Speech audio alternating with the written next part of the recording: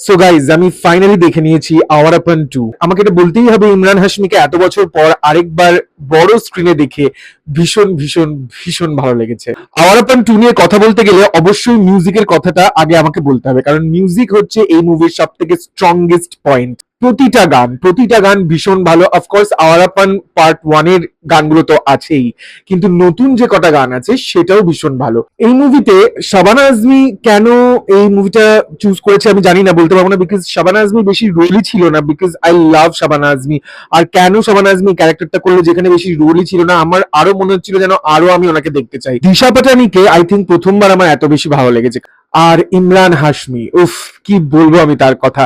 প্রতিটা সিনে যতবার ইমরানকে দেখাচ্ছে স্ক্রিনে, লাইক আমার ভীষণ ভীষণ ভালো লেগেছে। অলসো আমাকে বলতে হবে যে মুভিটা আরাপান পার্ট 1 এর সাথে লিংক রয়েছে, সেটা কি লিংক, কি স্টোরি, কি বৃত্তান্ত, সেটা তো তোমরা সিনেমাটা দেখলে তবেই বুঝতে পারবে। ওপেনিং সিনে সিনেমাটা স্টার্ট হতেই তো ফির আও গানটা শুরু হয়ে গেছে, আর তার সাথে সাথে এরপরে যত সিনেমাটা দেখতে থাকবে আরো পার্ট 1 এর যে গানগুলো ছিল সেই গানগুলোও রয়েছে। তেরা মেরা রিশতা, এইসব দারুণ দারুণ গান রয়েছে।